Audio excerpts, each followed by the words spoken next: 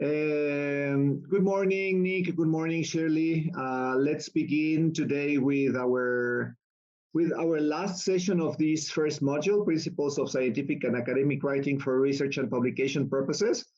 And today I have the great pleasure to have with us Dr. Karen Englander. She is going to talk about the IMRAD structure of the scientific paper and how to select a journal. Karen Englander is an established scholar in the subdiscipline of English for research publication purposes. And currently she is serving as a research officer at the International Foundation Program at the University of Toronto. She recently published 2 new books, English for Research Publication Purposes, Critical Pragmatic Approaches, co-authored with James Corcoran, who you had the pleasure to meet yesterday, Pedagogies and Policies for Publishing Research in English, Local Initiatives Supporting International Scholars, co-edited again with James Corcoran and Laura Muresan. And she has published more than a dozen peer-reviewed articles in English and Spanish. Karen is also a former professor at the Universidad Autónoma de Baja California, Mexico, and York University in Canada. And she taught English as a second language and as a foreign language, scientific academic writing, and applied linguistics. Obviously, Karen has a great deal of experience working with scholars and postgraduate students like you in a Mexican context. So I'm sure you are going to benefit a lot from her presentation today. Thank you very much and welcome, Karen. Thank you very much. Hello and good morning, everybody. It's my pleasure this morning to talk to you about how you can improve your successes in writing and publishing your research. I come to this area because I used to teach at, as Arturo said, at the Universidad Autónoma de Baja California, and I was a language teacher. And it was clear that the work that the scientists were doing at institutions like CICESE and La UABC was remarkable, but there were so many obstacles to getting their work published. And so I continued actually with my PhD in order to understand this phenomenon and to begin to provide workshops and seminars and research in this area. So I'm delighted that you're with us this morning, and I hope that you find this useful. I'm going to start, I hope, to get my image up on the screen for you. Okay, so I believe you can see my beginning. What we're talking about is the IMRAD structure and selecting a journal today. I want to start by asking you, why publish? What's your reason for publishing in English or publishing in Spanish? And would you just enter in the chat your reason? You can write in English or in Spanish as you wish. But please tell us, what's your reason for publishing? Hi, Karen. Good morning. Hi, everyone. Can I answer speaking? Sure. Thank you. This is something I was asking Arturo the first session, because he was showing us some statistics of the publishing in English and other languages. So I was asking him if he thought, or how could we do to stop this like cycle of you have to write in English to get validated, but that means you can't, you have to keep writing and publishing in English. And how do we start to, I don't know, how to just increase the publishings in Spanish? So I think the first step to, yes, like to get validated is to write something in English, get it published, and then like you have now a recognition, your name now means something, and from there you can start publishing in Spanish so that we can, yes, start to use sources in our research from other languages other than English. Yeah. Yeah, what you're talking about, of course, is very important and is a phenomenon that James and I have researched, as have many others. And the work of, I'm thinking particularly of Francoise Salinger-Meyer, who is based in Venezuela, has looked an awful lot at this issue of how do we support the so-called regional journals. Somehow a Spanish language journal isn't considered international. Only English journals are considered international. And yet Spanish is spoken in as a native language in many more countries than English is. So yes, it's critical what you're talking about. And I think every researcher finds what's the balance that works for their academic life. And I see in the chat someone, sorry, I don't see your name. Oh, maybe it's you, Nick, are saying it's for the dissemination of your work. Other comments of why? What's your reason for publishing? There is one more comment in the chat, Karen, to transmit knowledge and open the door so that others can also continue researching. Perfect. Right. And one of the things that we're going to be talking about is how embedded in your paper itself you are part of that conversation. Exactly. Another one from Stephanie, to share the results of my research project, and because it is a requirement to obtain my PhD degree. Yeah, that's a clear motivation and one that so many of us face. But it also does have, of course, the upside, which is someone other than your mother is now going to know what you're doing because it's published. It's out there in the world. There are, I'll keep moving along here. There are several factors that might be important when you're choosing the journal that you are targeting for publication. And one might be the language of publication. Again, we'll talk more about that. We'll talk about impact factor. Sometimes people don't realize where that number comes from. And so we'll talk about that. How long is it going to take to get published? You know, how long is the review process and the publication process might be an issue for you. You might need something to happen really fast. Bilingual options, what's the cost? And open access might be important, either because it's a requirement of a funder, which it is sometimes, or maybe it's important in your own sense of how you want to participate in the publishing world. And so I would say that identifying a good target journal and a second one and a third choice is smart. And I'll actually be giving you a template that you might want to use in order to do that selection. Bear in mind that most of us don't get published the first time round. We need at least, in best case scenarios, they ask us to revise and resubmit, but journals have very high rejection rates too. And so we might need to go to a second journal or a third journal. And so knowing that at the beginning is can make it easier as we move on. Research papers have a shape that experts, readers expect. And you can see here it kind of has a shape like an hourglass. The center of everything are the results, right? You've done some research, you've found out some stuff, and you need to tell the world, you want to tell the world the best of what you've found. But everything else in your paper will relate to those results. But we're going to set it up with ideas that move. So you can see this starts out wide, and that's because we're going to start by thinking about the big picture, the larger world.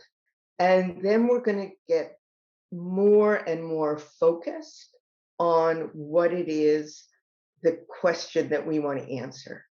That then will take us to the method. I'm going to describe what you did and how that method. Do you see my pointer moving around? Yeah, okay. Sorry. That method will directly, that's why it's the same width, will directly create results. And then those results will be explained here by bringing us again back out to the larger world, to other researchers' work, and finally taking us back down to the big picture. So I'm going to say this in different ways over the course of the next hour or so. But what I want to emphasize is that the expert readers, the reviewers who will be looking at your paper, expect this. And when the writing interferes with their expectations, then you're going to start to get questions and more critical commentary. So this is another way of thinking about that hourglass. This area is important, this area of study, whether I'm looking at nuclear physics or I'm looking at virus contagion or I'm looking at wastewater, the thing that I'm interested in is important. And then there's stuff we know about this area. People have done some research. There's stuff we know, and there's stuff we don't know. And that's the gap. It's the things specifically that we want to answer because it's something that the rest of the world doesn't yet know. So we did a study. We did a study. That study was careful and methodical, and it's based on accepted practice. In my field of applied linguistics, we do lots of qualitative studies where you interview people and analyze what it is they're saying, and that's accepted practice as a way of performing research in my field. If you're a marine biologist, maybe you are doing interviews with people and that's accepted way of gathering data. Or you're a marine biologist, maybe what you're doing is going out onto the water and collecting species. So it's based on what's accepted in your field. We then found something interesting. Woohoo! That's worthy of reporting, and I'm going to tell you the best bits. We never tell everything, because there are avenues that turn out to be not so interesting. There are things that might just be background, but I'm going to tell you the highlights. I'm not fudging. I'm just telling you what's the most important coming out of this study. And then I need to say we got these results because they relate to other people's work. And now our knowledge is different. We're back in the big picture. So ideas in introductions move. So we're going to look now specifically at introductions, because that's also the first thing your reviewer is going to read. The introduction, as you'll recall from the hourglass, had this shape, but it's actually kind of in steps rather than this smooth shape along here. So the first thing we're going to do is tell the world what I'm talking about, my area, nuclear physics or marine biology or veterinary studies, is important. And there are things that we know about it. But again, there's something we don't know. And we need to state that explicitly. One of the things that I've learned in working with Mexican scientists is that often they feel like they don't want to state the gap, the thing we don't know explicitly. They feel like, oh, I might be considered, I'm criticizing the other researchers. That's not the way it's understood in the English-speaking academic world. In the English-speaking academic world, we need to say, there's something we don't know. There's something that has not yet been determined. And then I'm going to study that. And I put here two shortened introductions. And I'm going to ask you to go into, with Arturo's help, to go into a breakout room and choose one or the other of these. They're actually both about the same length. It's just typeface and so on. And I want you to read this through. They're both about, one is about algae, this here, and toxic blooms, which I know we have in Mexico too. And this is about water quality in a river in China based on nitrogen. What I'd like you to do is identify where are we talking about move one, importance and background. Where do they introduce the gap? And where do they fill the gap? Great. So you've learned something about either harmful algal blooms or something about nitrogen in the water in China. Importance and background appears where? Someone want to tell me, generally speaking, where does it appear? Beginning, middle, or end of the section?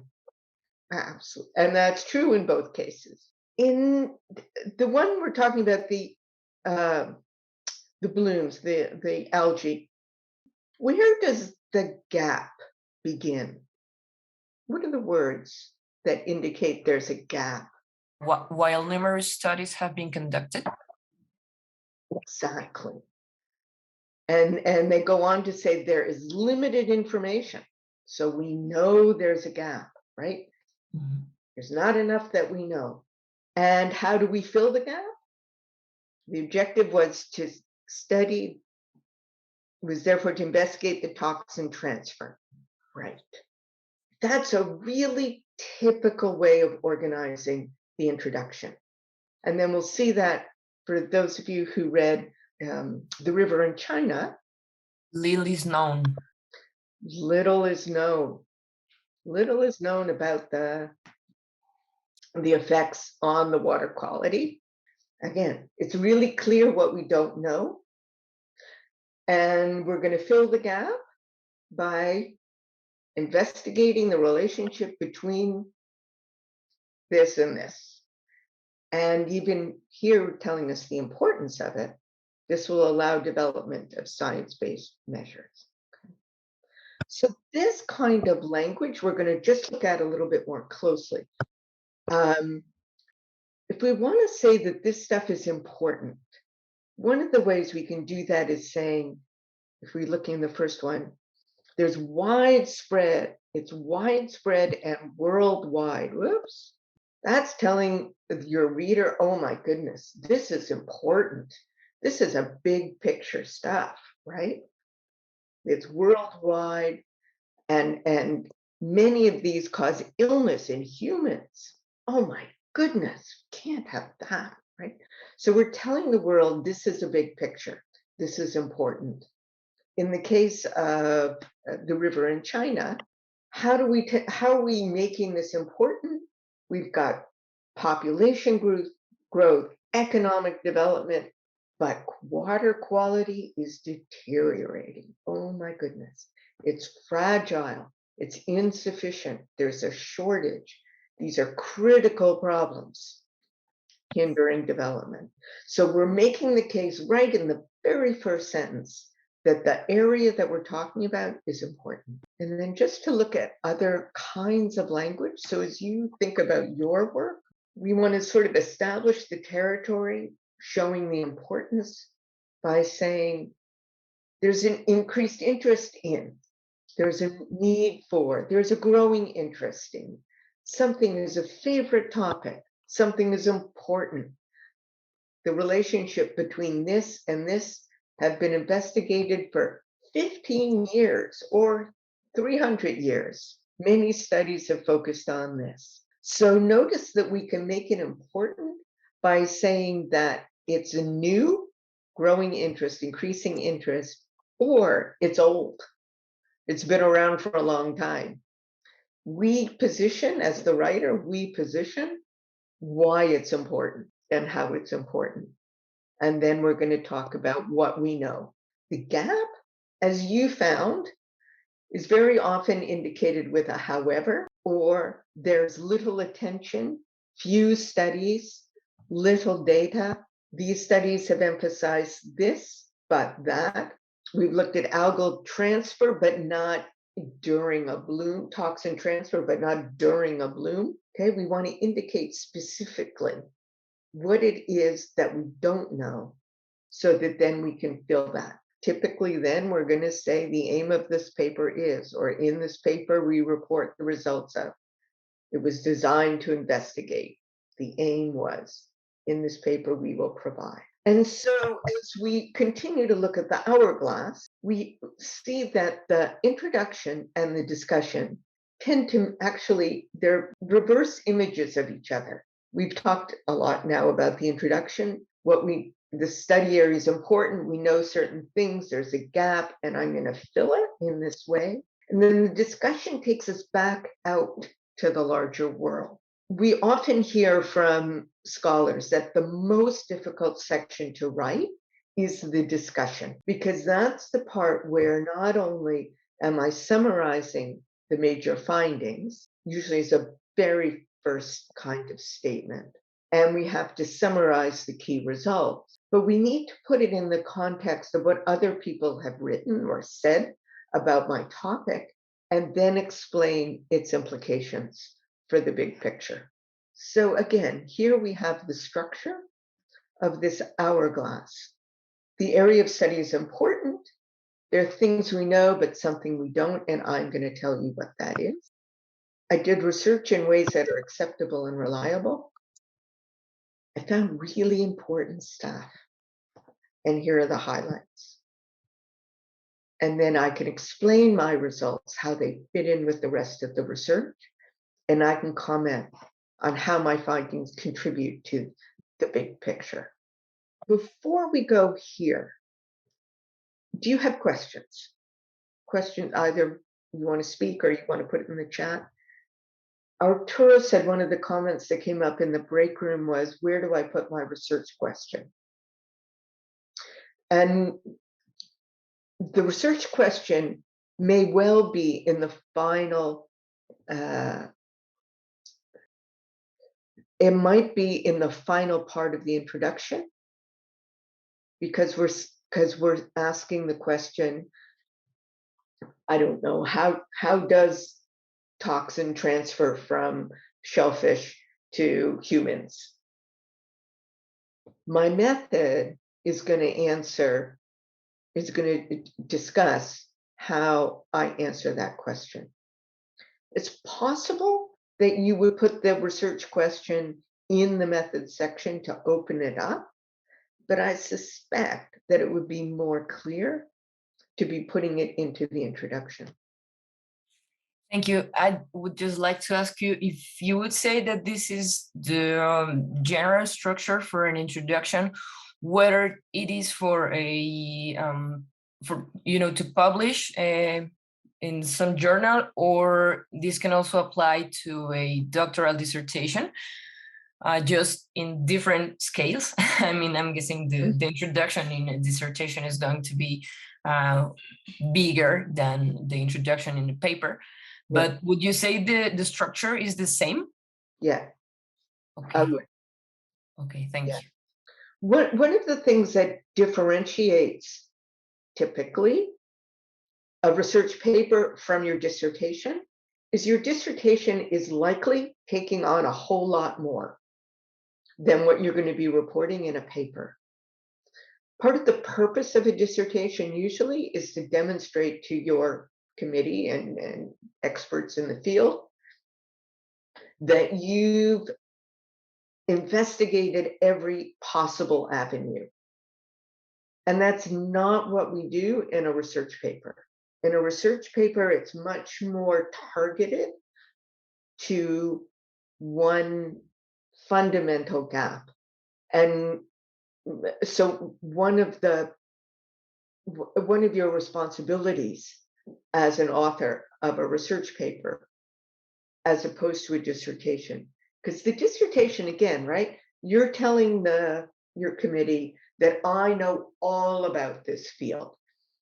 I found even results that aren't even that interesting because maybe it was part of a false start, but in the research paper, the one that's getting published, it's much more targeted. It's think of it as one question rather than three.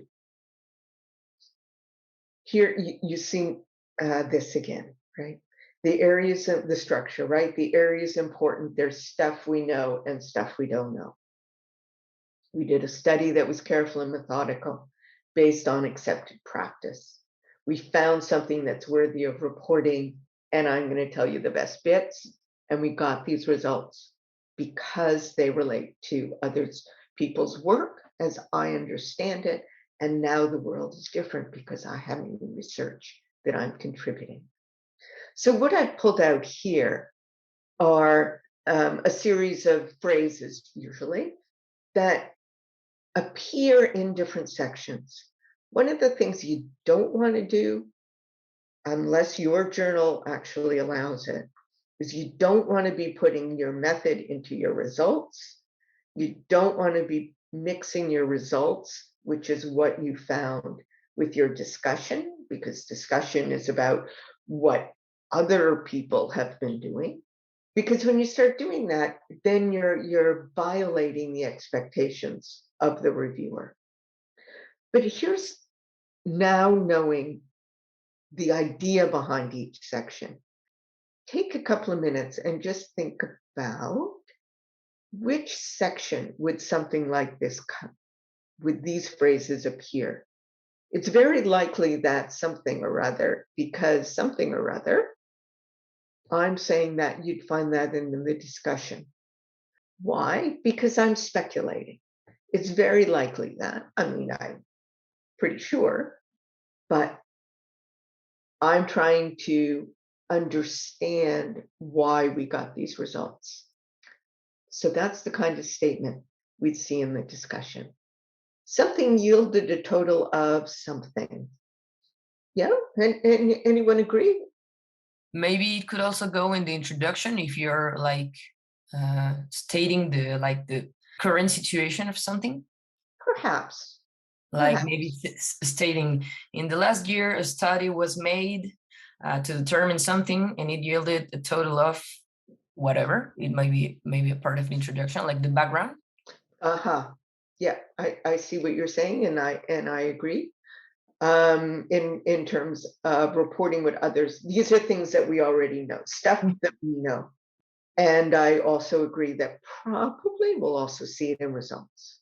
Because when you're talking about your own work, this is what we found.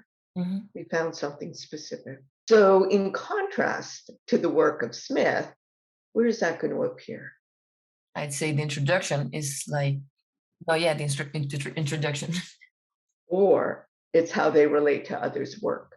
Yeah, Lena says a discussion. Because generally speaking, in the method and in the results, we're not going to be referring to other people's work unless it's about method, right?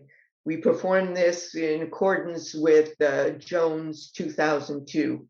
This kind of statement where I'm comparing to the work of others might be in introduction. More likely, I'm trying to explain my results. The aim of the work, and you'll notice I put both described and describes. Described, past tense, is likely going to be opening up a discussion, right? Because you're summarizing, right? We got these results. So the aim of this work described this. Whereas the aim of this work describes in present, now, is going to appear where? I'm filling the gap with a statement like this in present tense. Something was used to calculate something else. Yeah, everyone's chiming in on method. Yes. There have been few long-term studies of, yeah, you're all on it. Introduction, it's the gap, right? There are things we don't know. It's the gap. The vertical distribution of something was determined by something else, probably method, because you're stating according to accepted practice. what you did. However, no research has examined, introduction, it's that gap. This may be explained by, oh, you guys are good. Discussion, right? We got these results and this is how it relates to other people's work. Analysis was carried out using SPSS, method, clearly, and something was highly correlated with something else, probably results. Although it could be in discussion, if it's actually you're highly correlated with other people's work. So what you've done here is identify the ideas that constitute each section of the paper. And that's so terrific, because what it means is that not only are you looking at the ideas of your research, but you're thinking about where I'm going to tell the story of my research. I have one more activity. I'm going to ask you to go into groups for this, and this is slightly longer. This actually comes from a paper that I wrote a number of years ago about policy in science and how it affects scientists. There are 8 sentences here. They come from different sections of the paper: introduction, method, results, discussion. And what I'd like you to do as you read is to determine, again, which section would this appear in. Arturo, can you put us into groups? Yeah, sure. Great. Guys, can you please just take a screenshot before I move you to the breakout rooms? So this is kind of dense writing. It's pretty typical of the social sciences. But I'm hoping that you were able to maneuver your way through it. The first one, however, there's been little scholarship exploring how decisions are influenced by geopolitical factors, blah, blah, blah. What kind of, where would that appear? No, this is saying introduction. Yeah, Stefan. Yeah, it's a gap, right? It's clearly a gap statement. And so, again, I emphasize that when you're writing your paper, you want to make it really clear what's the thing that we don't know. And then you'll be able to say, and therefore, this is what we did. Now, in this study, right, we used other documents as our source. So when I say the OECD report assumes that nations and universities accept this world and want to perform well in it, and here's some proof of that, what am I reporting on? Perhaps, yeah, it's definitely going to live in either results or discussion, right? Your comments are correct. The appears to assume puts it more into a discussion because of the hedge, because we're making that statement softer. Although it could potentially also be in results, because I might not be wanting to say what the report is thinking. We contend that this is the situation, portrays work. If I'm contending, am I discussing or am I reporting? Yeah, I'm discussing, right? I'm not simply reporting results. To understand how globalization works, we use this report as our data source. Yeah, it's a method, exactly. It's not a laboratory method, but it's what we do in linguistics. From the OECD point of view, these policies are principal components of good governance. What am I reporting here? Oops, I would say right? I think here I am reporting on results, right? From their point of view, these policies are. This is what I'm finding in the report. A crucial means of disseminating information is through this. Such publications are the principal currency of academic recognition and promotion, and they are the means for determining standing. I would actually say this is I'm establishing the importance that this is introduction. Yeah. That I'm saying it's a crucial means of disseminating information. It's one of those words that starts to show how important something is. In this paper, we examined something or other. It's a way to begin a discussion, right? Past tense. We did this. Very often you'll see as you look at papers more closely now that you know about these linguistic kind of turns of phrase, you'll see that discussions will very often start with one sentence that tries to gather together the primary goal of the research. And then we're going to discuss those results in the context of what other people have been writing. And we interrogated these sections by performing line by line reading using these questions is how, is method. Yeah, this is what we did. This is how we did it. So I feel like you're getting a good sense of how these different sections relate to each other and what ideas need to be communicated in each section.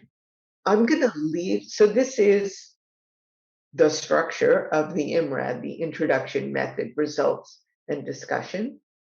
Questions about that? Concerns about that?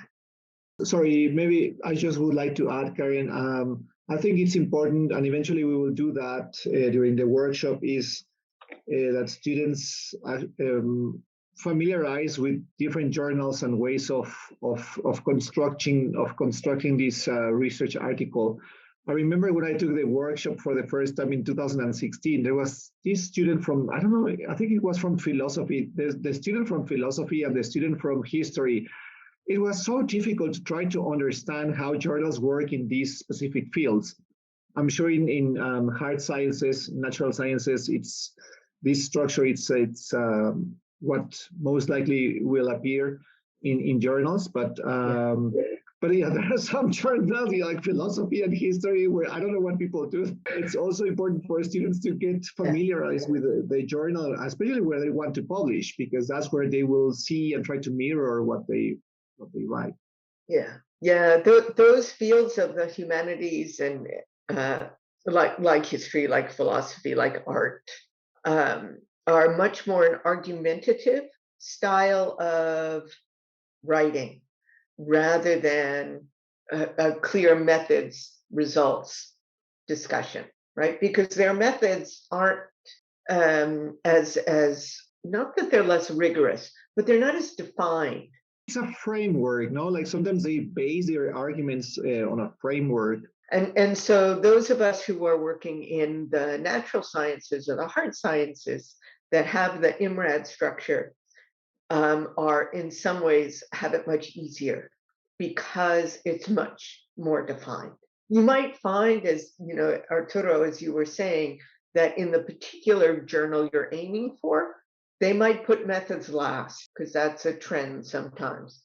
Or in fact, they're even putting methods as supplementary material because they don't want to use up paper space for methods. But generally speaking, you know, this idea that we've got an introduction that starts broadly in establishing the importance of the area because it's been around a long time, because it's new, because it's critical, because it affects people, because people are dying, because viruses are spreading in greater veracity, right? This idea, we start that what we're talking about is really important. There's stuff we know, but something that we don't know. And I'm going to fill that gap. We did it in a way that was really structured and reliable so that we got these results. And I'm going to tell you the best parts. And then I'm going to explain why I think we got those results, because they agree with other people, they disagree with other people because of some reasons. And ultimately, this changes our knowledge of the big picture that we started talking about up here at the beginning. So now that you've written your paper, you want to submit it, and you want to know, is your journal any good? I know that in the session with Carolyn Brown last week, she talked about predatory journals. And that's the first caution, right? Is to figure out if you're looking at a predatory journal or not. Typical signs are flattering emails to eminent scholars, perhaps with spelling errors. They say that they'll publish with lightning speed. They may or they may not offer peer review, and often they won't tell you what it's going to cost until after they've accepted your paper. And so with that intro, Arturo received one of these emails from a predatory publisher, and he's going to share that with us. Yeah, thank you. I just got this email at the beginning of the year. I want to share with you how it looks like, because it's very flattering, and obviously it's like, oh, someone likes my research. Let me just share this with you so that we can read along. But see, like it's a paper that I published at a journal that we have at UNAM, which is called Perfiles Educativos. And then I got this email with reference to your paper, but see, the accent is not even here. So they are trying to copy and paste, and then obviously the accent doesn't show. As Karen said, like some misspelling mistakes. And it looks legit. It says London Journals Press. And then look at the email. I'm writing this email, blah blah blah. I have read your research and found its conclusions remarkable. So they start flattering us. And then, in fact, I have also shared the findings of your research paper with my colleagues. And then look at the beginning of this sentence. I was impressed by your research aptitude and a profound understanding of your field of study. So it's just a way of flattering, people, but and it looks legit, like London Journals Press, and it looks from, sometimes we think that it's real. Then it starts talking about the journal is an international acclaimed publication organizing an accreditation authority for research standards. And then obviously they will tell you that they follow all the standards and that it's it's across disciplines. It doesn't say anything about charging, but usually that's what happens at the end when they accept your paper. We follow a comprehensive and extensive peer review process that is time consuming, blah, blah, blah. Your paper will be reviewed on a priority basis since you are an invited author. So well, that never happens. So just to make long story short, no one will invite us to write anything unless it comes from a monograph series, but then that means that you are quite well known in the area. But yeah, this is the email that I got, and obviously I went to the website, and then this is the Dr. Catherine Riley, and then let me just click quickly here. Probably it's not going to show the web page, but I went to the web page. I went to the website. Now I don't think you see. Do you see my screen? Yes. So then I click there, and then it says London Journals Press. And then obviously, I guess one of the main problems is that they have so many different areas. And usually, I think typically I think I've received 2 or 3 emails like this, but it's like they publish everything. And, like they have just areas for everything. And that is actually like a big sign of a predatory journal. They just want your research because in the end, they want your money.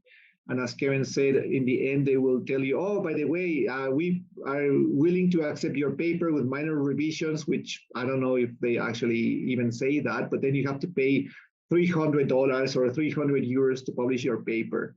And that's how they trick people. So yeah, this is my experience with these journals. But and then you see all these different areas, but no journal has that. I mean, no journal has all these different areas. But the problem is that sometimes you get these emails, and also I got that also from a conference. So also sometimes when you go to conferences, they will track you, they will identify your email. I don't know how they do it, but and then they start sending you invitations to write for journals. Journals, generally speaking, journals aren't reaching out to find authors.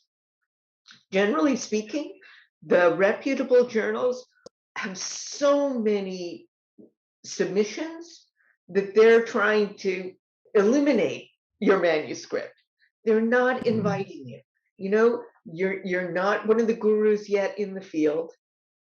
And when you are a guru, then you're going to know who it is who's offering this invitation, because one of your colleagues who, like you, is a SME 3, and you're well known in the field. The problem with these is that they're not real journals. They're not referenced. You're not going to get citations. And chances are that your committee is going to look at the journal and say, this isn't a real journal. This is predatory. And so all your work and your money that you spent to get accepted there will then not get you what you need. It's not going to be counted as a proper publication, and you've spent your money. And it's certainly not going to give you prestige in the field. So what we do are real journals. This was another one I was going to show you. A friend of mine received in view of your previous and very important contributions and research interests. Right? Again, it's that flattery. So again, that flattery in view of your previous very important contributions. We support and encourage you to submit your valuable manuscripts. Right? Indexed in databases, which is interesting, because we're going to talk about databases. That's how most people find your work. And yet the databases they're listing are kind of surprising. WorldCat, ZBMed, Indian Science.in, Scientific Journals AZB. It's like, okay, that's not Web of Science. That's not Medline. That's not Scopus. Sometimes they'll even include Google Scholar as being a database that lists you. So again, you want to be wary. So Scopus and Web of Science are, in fact, the largest databases. And here, this is Scopus here on this side. They have 25,000 journals. They include many more humanities and social science journals than the Web of Science does. And of their 25,000 journals, 19,000 of them publish only in English. There's 5,000 of the 25 that publish in a language that is not English, and there's 500 of them that are in Spanish. The Web of Science is even more constrained, with 21,000 journals. 13,000 of them are only in English, 8,000 are in other languages, and only 394 are published in Spanish. So there are opportunities to publish in Spanish and be indexed in one of these major databases, but it's slim. So the emphasis that you're putting on English, I understand. It's what is most likely to get you into these higher, these databases that are disseminated with the highest prestige. Web of Science, I put here a link to all of their databases because they have, for instance, Science Citation Index, Social Science, Medline, Zoological Record. These are all Web of Science. These are all owned. This is all private industry, right? This is all owned by Clarivate Analytics. it's their job to make money off your scholarship. And Scopus is the other one I was referring to, is Elsevier. Now, of course, there are wonderful indexes that do collect the work that's published in Spanish. Latin Index, Cielo, Redalic, Ajol. These are the places you'll find the reputable journals in Spanish. And what I've copied here, and this is linkable, comes directly from Carolyn Brown's presentation last week of how you can start searching for predatory journals. So you've got an idea of where you might want to publish your paper. Maybe your dissertation advisor has suggested something, or maybe you notice that a lot of the papers that you read come from a particular journal. So you think, great, okay, that's what I'm going to aim for. In this case, I've chosen the journal Psychological Science, and this is a screenshot from their journal description. What's on this side is the template that I referred to earlier that's useful for identifying what's important about the journal. So it's useful to know, what's the title? Is there a sponsoring association? Is it from the American Medical Association or the British Medical Association or the APA, Association for Psychological Concerns? Or is it simply commercial? Maybe it just comes from Sage or comes from Elsevier, the major publishers that are recognized. If it's not, if it's from, what was yours, Arturo? London Press International? I think it was, London Press Journals International, or something like that, Yeah, okay. So, let's do a little bit of querying and see if it's legitimate. Okay. You want to know who its readers are according to the journal's own description, right? Are they talking broadly to the field, or is it something really specialized? Are they focused specifically on algae, for instance, or are they interested in talking about marine life issues more generally? What's the main subjects that they talk about? Are there certain types of papers that they accept? For instance, they want original research. Maybe they want book reviews. Maybe they'll take brief reports. And are there things specifically that they don't want? Again, let's look for who are the databases that are listing it. Is it Scopus? Is it Web of Science? Is it Science Citation Index? What's the impact factor? Is it open access or by subscription? Is it predatory? Is there any information on how long it takes them to publish? Is there any information on their acceptance and rejection rate? And then any other notes that you might want to make about the editor or the editorial board? Where did they come from? If you look at the editorial board, is everybody American? Virtually everybody American? Do they have representation from Latin America? Is it largely European? People have often told me that they find that journals that are American with very strong American boards are the most annoying to deal with, whereas European journals are much more understanding of the varieties of language that people use. And then finally, what's the reputation of that journal among my peers? Who else knows about it?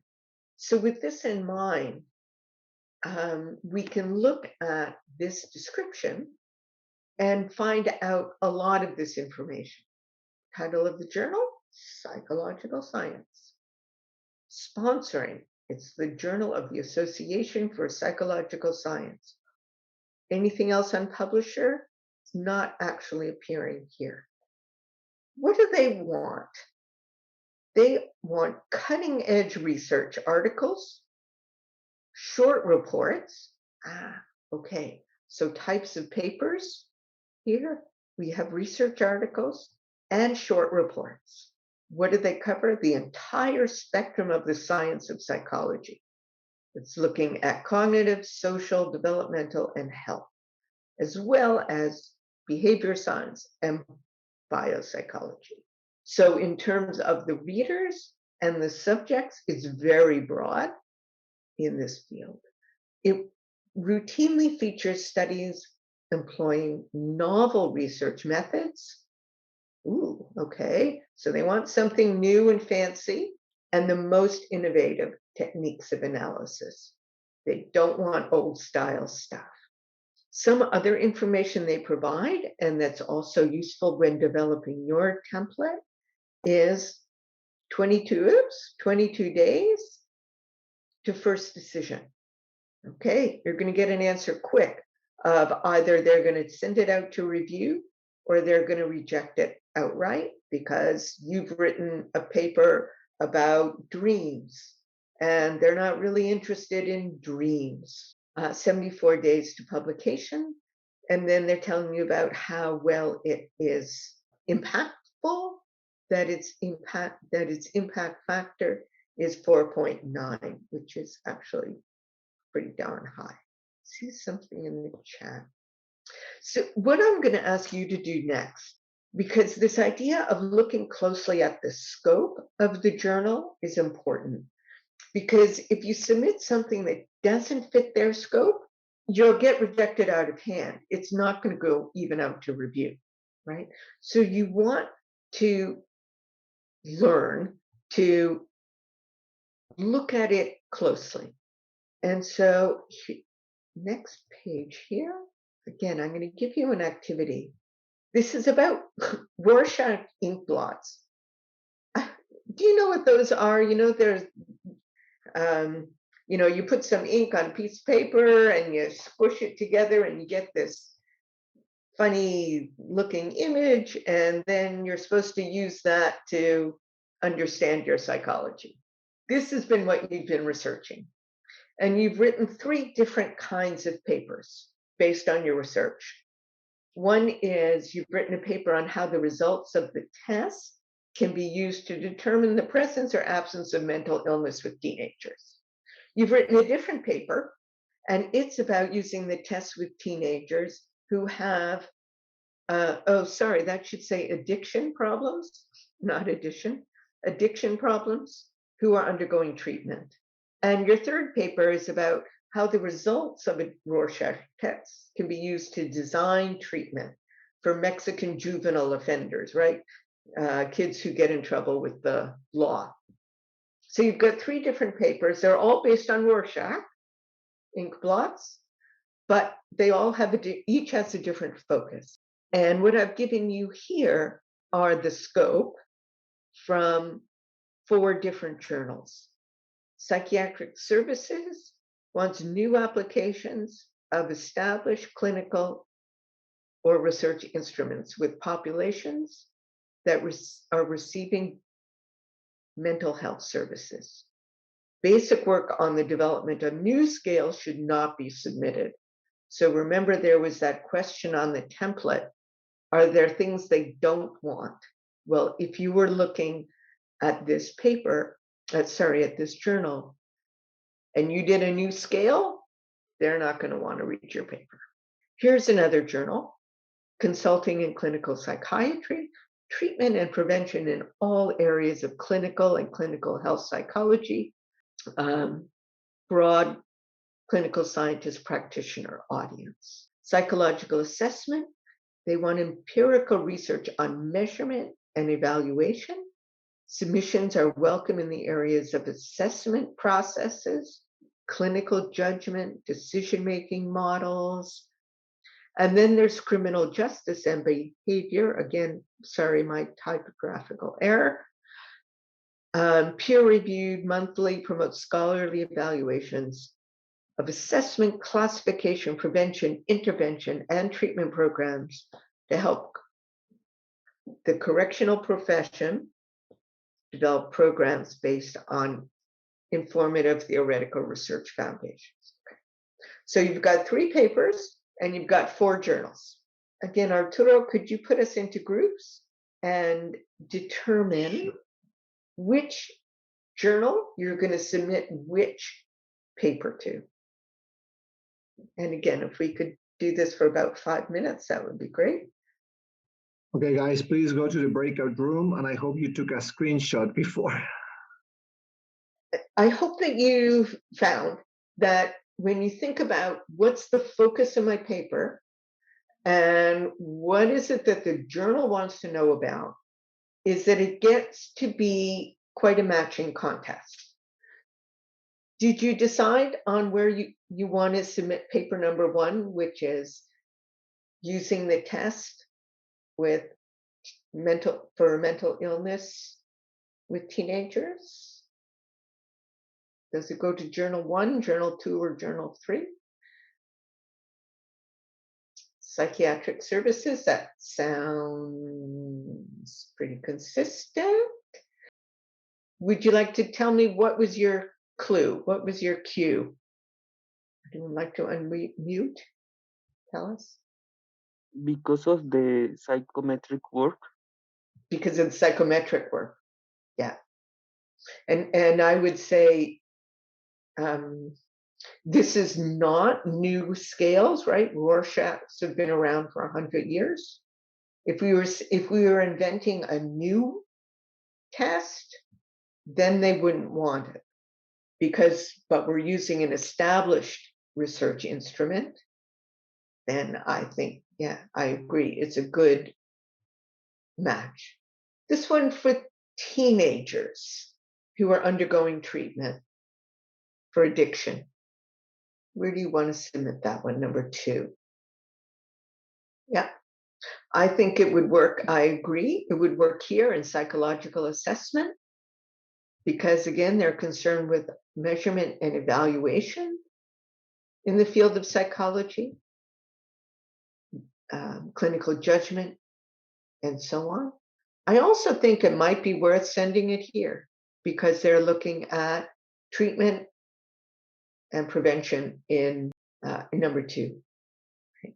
That could work. And the last one on working with juvenile offenders, I think it's probably pretty clearly number 4. Yeah, because this one in particular, like you might be able to send this one, treatments for juvenile offenders, up here to number 2, because they're looking at clinical treatment, but it's much more broad. And I've got something that's pretty specific about criminal behavior for youngsters. So I might try here first, and then as a second choice is go here. And again, the reason that I ask you to go through this activity is as you think about your work and how you're going to identify your gap and how you're going to fill it, is you want to know that you're submitting then the paper to the right journal. You might not know who to submit to. And so this is a service that's offered by different organizations. Like this is Springer, our first Springer journals. Elsevier is for Elsevier journals. The journal's guide is more general. They're not committed. Ulrich's Web is 300,000 publications, all that are considered peer-reviewed. And just to show you, for instance, this will go there. So what you can do is you put in your manuscript title or what you think your title might be. Sorry, Karen, if you want to show, then you have to maybe change the share screen because we see your presentation. Do you want a web page? Okay, so I need to stop share and then share, right? Yes. Yes, okay, please. let me see if I can figure out how to do that. Are we not working? No. Yeah, you're seeing this now? Seeing this. You're seeing the journal guide? Great. Okay. So you can, right? You can look by a paper match, the journal name, the publisher, a category. This company, American Journal Experts, is a company that you can pay to review your paper prior to submitting it to a journal, right? It's a editing, proofreading service. They're not cheap, but they're very reputable. And what they produce is this journal guide, as a free service to the world. So you can put in your manuscript title, causes of algal blooms in Mexico, and then put in some keywords like Mexico, marine life, algal. It's not the fastest in North America. And it will eventually produce for you a list of journals, some of which will be, oh, I never heard of that one. And that sounds like it could be good. And some that are totally off base, like suddenly you'll get something about, I don't know, fashion. And you can ignore that. But if you're just beginning to think about where do I want to submit, these kinds of services are can be useful. Oh, here we go. So, oh, look, these are actually pretty good. Plus one, which is very reputable, is telling me that its impact factor is 15 weeks. It's open access. And then you can click on it, and here are others: algal research, plankton research, and so on. And you go, suddenly it might open up possibilities that you hadn't thought of. So this, again, are some options for you to explore journal possibilities. What I would like to leave you with, if my computer would respond, there, is the template. And what I encourage you to do is use this to identify the first 3 journals where you might want to submit your paper, and take into account the issues that matter to you. For instance, things like how quickly they publish. Is it a European or an American journal? Will they accept a brief report types of paper? And maybe that would be a way for you to publish quickly. Of course, is it from the American Medical Association or the British Medical Association, and therefore it's very reputable? And check whether it's from the London Journals Press, that is a predatory journal and where you want to stay clear of. So what I've tried to do in the last couple of hours, and I greatly appreciate your hanging in here, is to give you an overview of the structure of scientific papers, generally speaking, which is that IMRAD focus, that it's like an hourglass, where you start with looking at the big picture and then getting narrower down to your gap and how you're going to fill that gap. And you're going to fill it with the method where you find really cool stuff, which you can then explain in context of others, that changes the field. And then you've got to decide where you want to publish. And so having some criteria here that may help you to both identify what journal is an option for you, and then look at those journals or that journal closely to determine if it really looks like a good fit. We have questions, comments, worries? Guys, do you have any question, any final comment? Maybe I do. And Yeah, this is something please. you picked up like briefly, Arturo, and it's the question about how different things are for humanities and sciences. I am in humanities. I'm making a research in music. So this is our last session, but through all of the past sessions, there is always a time when I see that how my other fellow colleagues like get the answers of the structures in the exercises we've been doing. For example, the ones where to assign these like sentences, and I see how they maybe is the way they analyze things or the practice of writing, but sometimes I perceive, I see, or I think things very differently, and I don't know if that is because of my background in arts. So I don't know how different things are for publishing in English for humanities than they are in sciences. Yes, thank you. Sorry, Karen, if you let me just give a brief comment.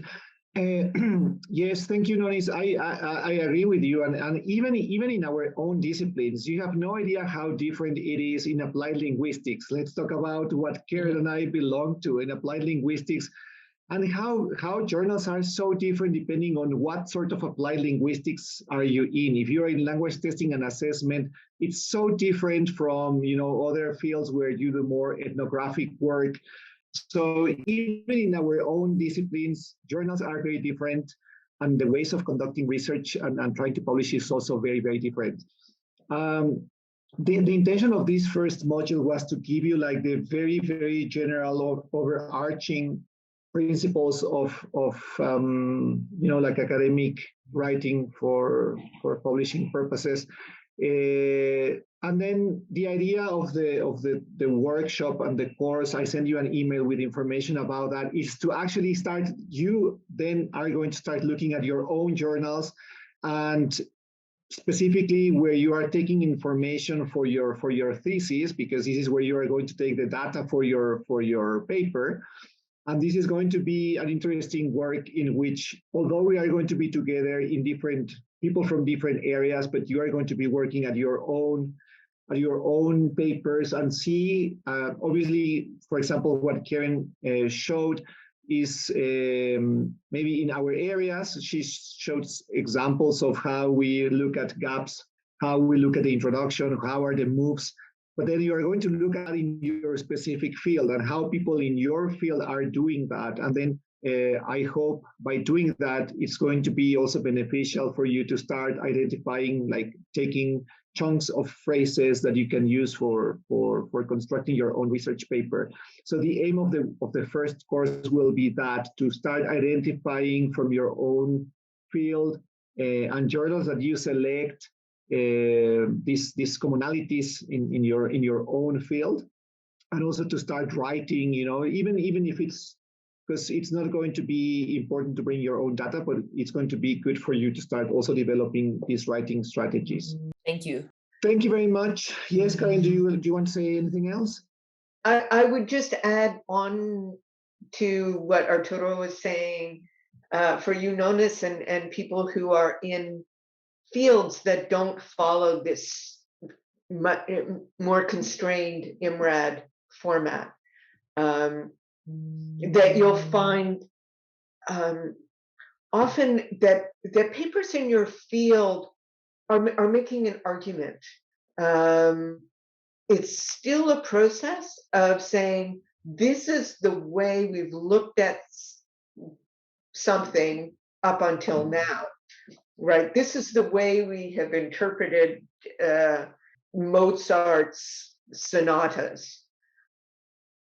But we've never looked at the time, how he was influenced by Mexican, I don't know, cantos. And so we've misinterpreted Mozart up until now.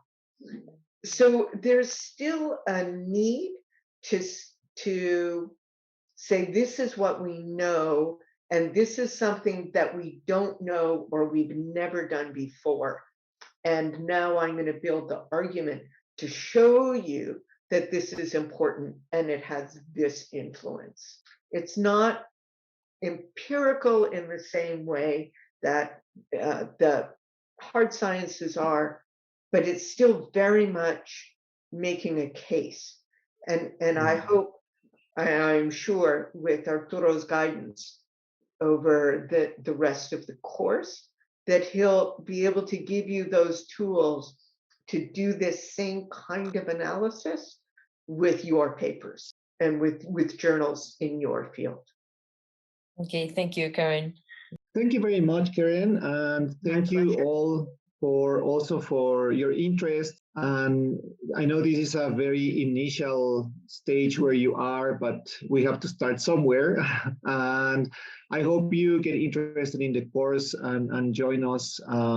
You learn a lot. And as also James said, we also learn about writing in Spanish. You have no idea how much this also influences a good way of writing in Spanish indirectly. You're going to be thinking in Spanish, writing in English, and going back and forth. And it helps. It helps and it improves in the way we structure our mind and our thoughts and ideas. So thank you very much again, Karen, and thank you all for being here and for your interest. And I hope to see you soon. Best of luck to you all.